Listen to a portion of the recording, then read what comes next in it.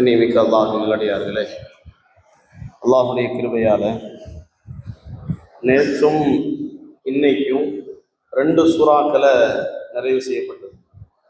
அதாவது சூரா மாயிதா உணவு தட்டுகள் என்ற ஒரு சூறாவையும், இன்று முழுக்க சூரா அன்ஆம் என்ற அத்தியாயங்களை ஓதப்பட்டது. அல்லாஹ் இதுல இந்த 2 சூறாக்கள்ல மிக முக்கியமான ஒரு விஷயங்களை அல்லாஹ் குறிப்பிடுறான். பொதுவாக இஸ்லாத்தை பத்தி நாம விளங்கி இருக்கிறது என்ன அப்படின்னு சொன்னா, இஸ்லாம் அமைதியான மார்க்கம், இஸ்லாம் ஒற்றுமையை விரும்பக்கூடிய மார்க்கம், இஸ்லாம் தூய்மையான மார்க்கம் என்பதை நாம விளங்கி இருக்கிறோம். கண்ணியமிக்க அல்லாஹ்வினுடையார்களே, இஸ்லாத்திற்கு இன்னொரு பெயர் இருக்கிறது. இஸ்லாம் மிக பரிசுத்தமான மார்க்கம். இஸ்லாம் மிக பரிசுத்தமான மார்க்கம். இது எந்த வகையில் அப்படின்னு சொன்னா, எல்லா உறவுகள் விஷயத்திலும் இஸ்லாம் பரிசுத்தம் விரும்புது. அது கணவன் மனைவி இருந்தாலும் ஹலாலான முறையில பரிசுத்தமான உறவாகத்தான் இஸ்லாம் விரும்புது. சகோதராக இருந்தாலும் பரிசுத்தமான உறவாக இருக்கணும். அதே போன்று எந்த உறவுகள் எடுத்துக்கொண்டாலும் அதுல பரிசுத்தத்தை இஸ்லாம் நாடுகிறது. அதனுடைய வரிசையில் தான் உணவின் விஷயத்திலையும் இஸ்லாம் மிக மிக பரிசுத்தத்தை நாடுது. கண்ணியமிக்க அல்லாஹ்வினுடையார்களே, இந்த 2 சூறாக்கள்ல அல்லாஹ் முழுக்க இறைச்சிகளை பத்தி அல்லாஹ் சொல்றான். கறி, நாம சாப்பிடக்கூடிய ஆடாக இருக்கட்டும், மாடாக இருக்கட்டும், இது போன்ற பிராணிகளை எப்படி உட்கொள்ளணும், அது எந்த விதத்திலாம் உங்களுக்கு ஹலாலாக்கப்பட்டிருக்கிறது, எந்த விதத்துல இருந்தா அதை நீங்க தொடக்கூடாது, சாப்பிடக்கூடாது என்ற மிக விரிவான மசாயில்களை சட்டத்திட்டங்களை அல்லாஹ் சொல்றான். நாம இந்த நாள்ல நாம கவனிக்க வேண்டிய 2 விஷயம் என்ன அப்படின்னு சொன்னா, நாம உண்ணக்கூடிய உணவுல மிக மிக ஹலாலானதை நாம தேர்ந்தெடுக்கணும். ஹலாலா எப்படி இருக்குது, ஹலால எப்படி தேர்ந்தெடுக்கிறது? நாம அதிகமாக பயணம் செய்யக்கூடியவர்களாக இருக்கிறோம். ட்ரெயின்ல போறோம், ஃப்ளைட்ல போறோம், இது போன்ற பயணங்கள்ல இருக்கும் பொழுது அந்த சமயத்துல நமக்கு முன்பாக வரக்கூடிய உணவு இறைச்சியாக இருக்கு. மாமிசத்தோடு சமைக்கப்பட்ட உணவாக இருந்துச்சுன்னு சொன்னா முழுக்க அது சந்தேகிக்கப்பட்ட உணவு. யாரு ரயில்ல யார் அறுத்து சாப்பிட்றா, அதாவது அந்த கோழியோ ஆடோ யார் அறுத்தா, அதை பிஸ்மில்லா சொல்லி அறுக்கப்பட்டிருக்கிறதா அல்லது அறுத்தது முஸ்லிமா, இதெல்லாம் உறுதியாக தெரியும்னா இல்லை.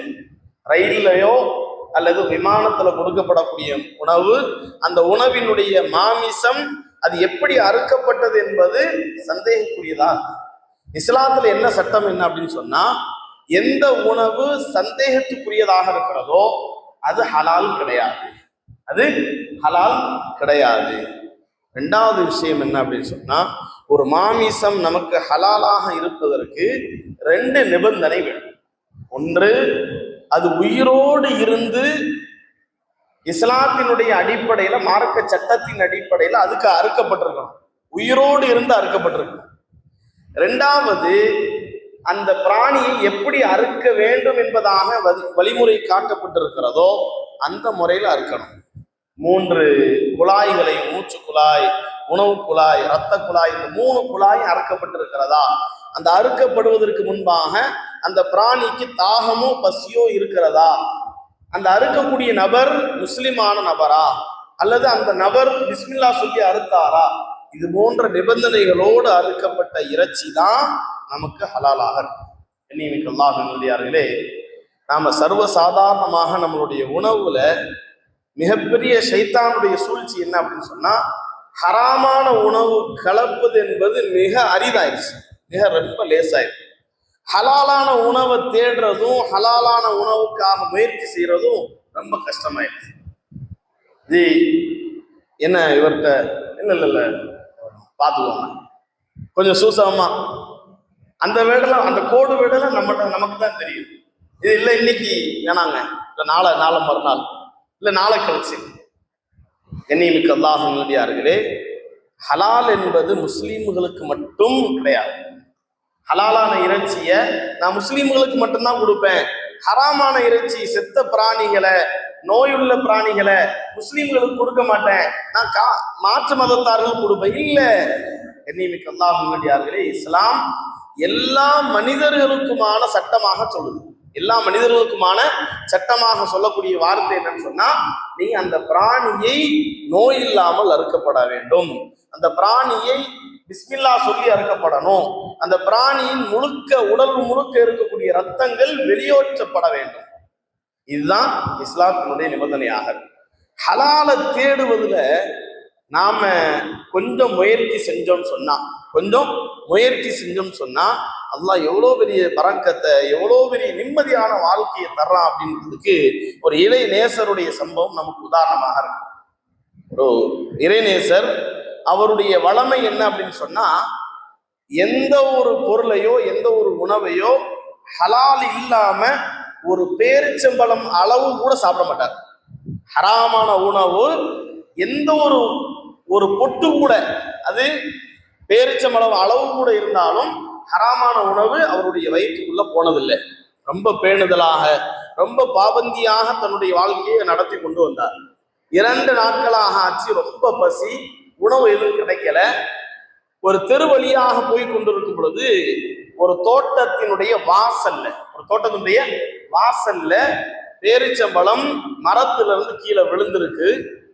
நாம பசியோடு இருக்கிறோம், இந்த பழம் தெருல கிடக்குது, இதை நாம சாப்பிடுறது நமக்கு ஆகுமானதான், ஹலால் தான் என்பதாக நினைத்து கொண்டு அவர் எடுத்து சாப்பிடுறார்.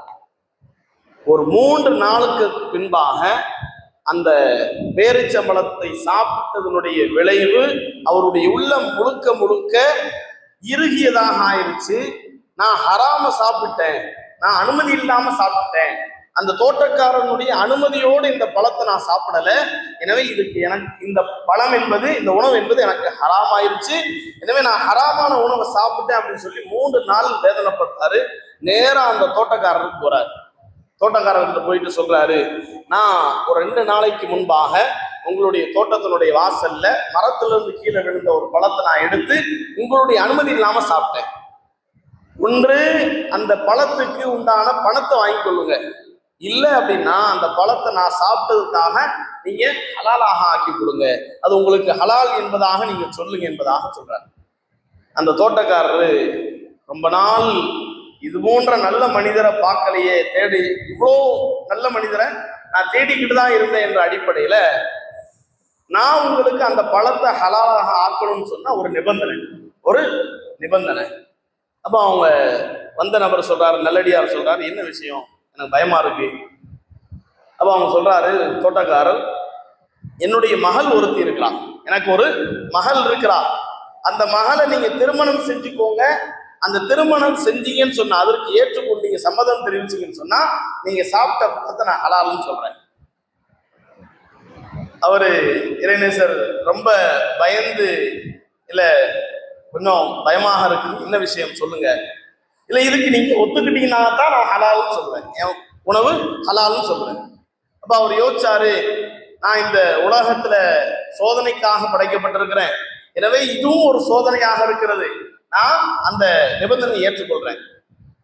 அப்ப அந்த நிபந்தனை ஏற்றுக்கொண்ட உடனே தோட்டக்காரர் சொல்றாரு, என்னுடைய மகளுக்கு காது கேட்காது, கண்ணு தெரியாது, முழுக்க அவ நடக்கவும் முடியாது, காது கேட்காது, கண்ணு தெரியாது, நடக்கவும் முடியாது. கடைசியாக ஒரு நிபந்தனையை சொன்னாரு, அந்த என் பொண்ணுக்கு வாய் பேசவும் முடியாது. நல்லடியா, மிகப்பெரிய சோதனை நம்மளுடைய வாழ்க்கையில் அல்லாஹ் கொடுத்துட்டானே, சரி இதையும் ஏத்துக்குவோம் அப்படின்னு சொல்லி அந்த பெண்ணை பார்க்கறதுக்காண்டி, சுன்னத்தான அடிப்படையில பெண்ணை பார்க்கறதுக்காண்டி போறாரு. பார்த்தா இந்த பொண்ணு அழகாவும் இருக்குது, பார்க்கவும் செய்யுது, கேட்கவும் செய்யுது, பேச்ச கேட்கவும் செய்யுது, நடக்கவும் செய்யுது, எல்லா திறமைகளும் இருக்குது. அவர் சொன்ன எந்த குறைகளும் அந்த பெண்ட இல்லை. வெளியே வந்துட்டு அந்த இறைநேசர் அந்த தோட்டக்காரர்கிட்ட கேட்டாரு, இவன் நீ உங்க மகளாருக்கு கண்ணு தெரியாதுன்னு சொன்னீங்க, ஆனா அந்த பொண்ணு பாக்குதே. அந்த தோட்டக்காரர் சொன்னாரு, நீங்க கண்ணு தெரியாதனுடைய நான் சொன்னதனுடைய வார்த்தையினுடைய அர்த்தம் என்னன்னு சொன்னா, என் பெண் என்னுடைய மகள் இதுவரைக்கும் ஹராமானவற்றை பார்த்ததில்லை, ஹராமானவற்றை பார்த்ததில்லை.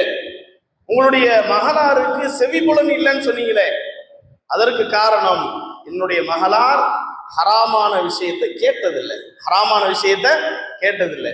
உங்க மகளார் பேச மாட்டீங்கன்னு சொன்னீங்களே, பேச மாட்டாங்கன்னு சொன்னீங்களே, ஆனா பேசுறாங்களே. அப்ப அந்த தோட்டக்காரர் சொன்னாரு, என்னுடைய மகளார் அல்லாஹ் தடுத்த எந்த ஒரு வார்த்தையும் எந்த ஒரு செயலையும் அவள் பேசியதில்லை. அடுத்ததாக சொன்னாங்க, உங்களுடைய மகளார் முடம் சொன்னீங்களே, நடக்க முடியாதுன்னு சொன்னீங்களே, ஆனா அவங்க நல்லா நடக்கிறாங்களே. அப்ப தோட்டக்காரர் சொன்னாரு, என்னுடைய மகளார் எந்த ஒரு ஹராமான விஷயத்திற்கும் பாவமான காரியத்திற்கும் அதை செய்ய வேண்டும் என்பதற்காக நடந்து அவருடைய காலால் சென்றதில்லை. என்னை மிக்க அல்லாஹ் நல்லடியார்களே, ஒரு பேரித்தம்பழம் அளவிற்கு என்னுடைய வயிற்றுல போயிருச்சு, அதை ஹலாலாக ஆக்கணும் என்ற ஒரு தேட்டம், ஒரு ஆர்வம், அந்த முயற்சியினால அல்லாஹ் அவருடைய மனைவிய முழுக்க முழுக்க கற்பொழுக்கம் உள்ள சாலிகான பெண்மணியாக கொடுத்தார். கண்ணியமிக்க அல்லாஹ் நல்லடியார்களே, நம்மளுடைய வாழ்க்கையில வியாபாரம், உத்தியோகம், என்னென்ன விஷயங்களை நாம ஈடுபட்டு இருக்கிறோமோ, குறிப்பாக குடும்பவியல் விஷயத்துல முழுக்க முழுக்க உணவு முதல் கொண்டு ஹலாலாக இருந்தால் மட்டும்தான் நாம வணங்குவதற்கு உள்ளம் நாடும் செயல்களும் செய்ய முடியும். அல்லாஹ் சுப்ஹானஹு வ தஆலா நம்மளுடைய உணவை ஹலாலாக ஆக்குவானாக, நம்மளுடைய குடிப்பை ஹலாலாக ஆக்குவானாக, நம்மளுடைய வியாபாரத்தை ஹலாலாக ஆக்குவானாக, நம்மளுடைய எல்லா காரியங்களையும் அவனுக்கு பிடித்தமானதாக ஆக்குவானாக.